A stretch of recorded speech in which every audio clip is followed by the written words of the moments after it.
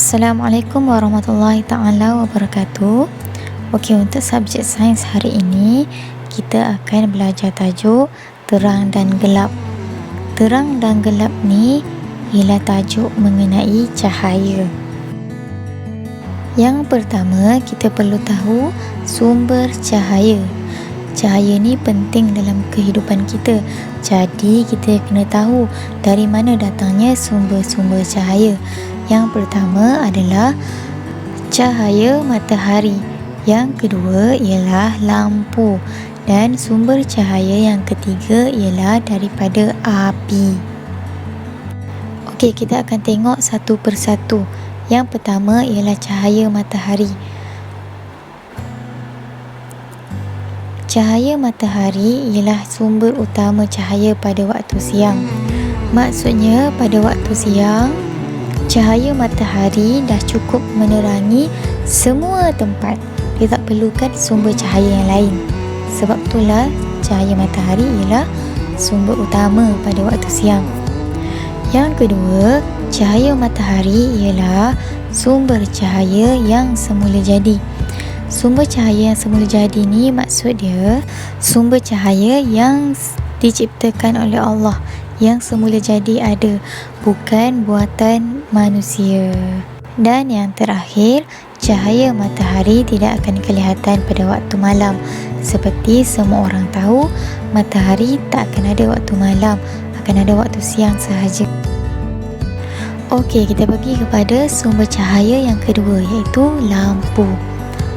Lampu dia boleh menerangi tempat yang gelap. Walaupun dia tak macam matahari yang boleh menerangi satu dunia, tapi lampu tetap boleh menerangi kawasan yang gelap. Yang kedua, macam cikgu cakap tadi, lampu boleh menggantikan cahaya matahari pada waktu malam. Antara contoh lampu ialah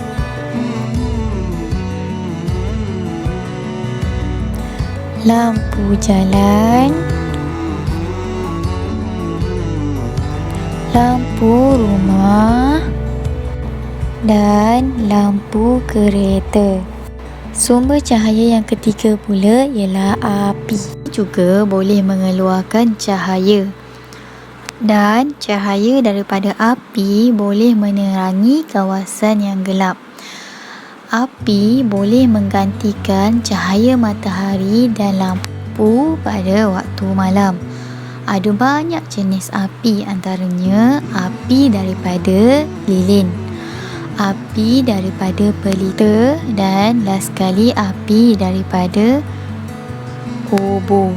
Okey, sedikit betulan, dekat obor tu ialah nyalaan obor, bukan nyalaan pelita.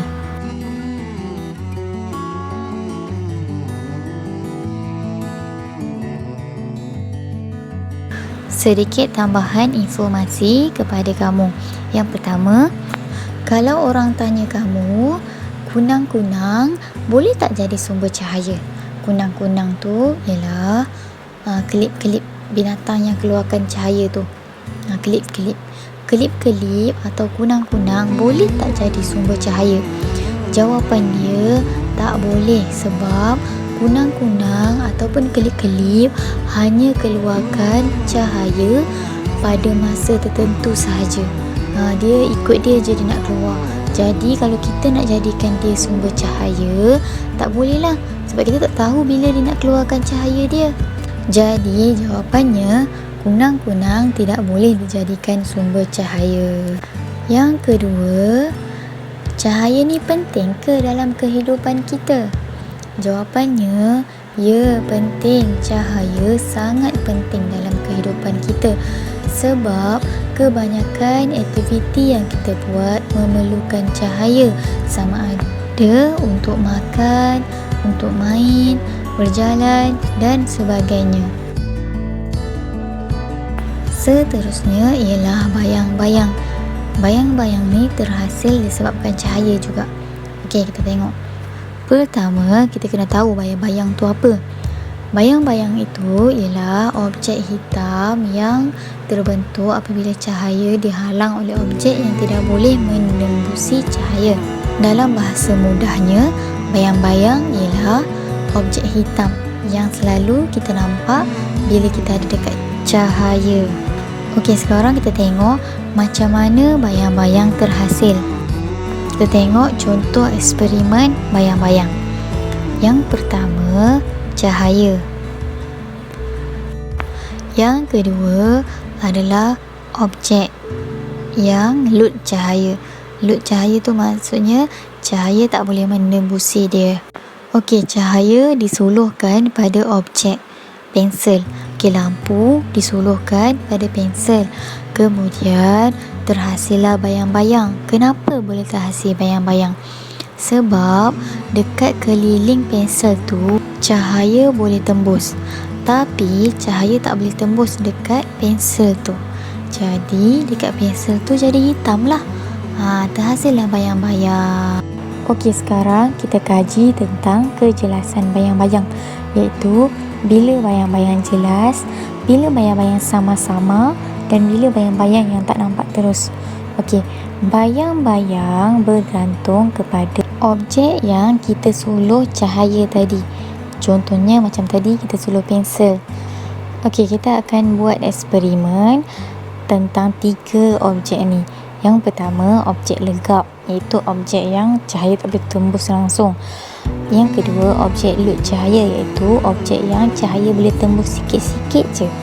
Kemudian yang ketiga, objek lut sinar, iaitu objek yang cahaya boleh tembus sepenuhnya. Okey, kita pergi kepada objek legap dulu.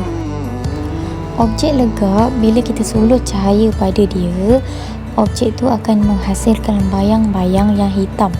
Sebab cahaya tak boleh tembus langsung pada objek tersebut. Sebab itulah terhasilnya bayang-bayang yang gelap.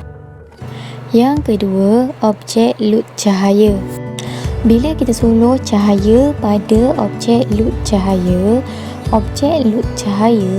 akan menghasilkan bayang-bayang yang kelam, iaitu dia nampak bayang-bayang sama-sama je, tak gelap macam bayang-bayang yang tadi.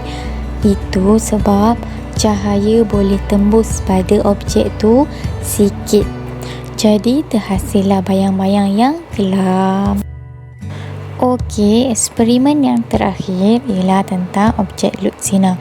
Okey, objek lut sinar bila kita suluhkan cahaya pada objek tersebut, tak ada bayang-bayang yang terhasil. Sebab objek lut sinar cahaya boleh menembusi sepenuhnya pada objek tersebut. Jadi tak ada bayang-bayang yang akan kelihatan.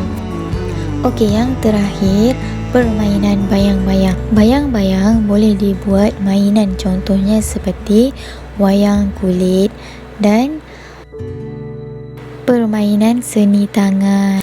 Yang kamu pernah main, buat bayang-bayang guna tangan. Itulah antara permainan bayang-bayang. Okey, itu sahaja kali ini. Selamat belajar.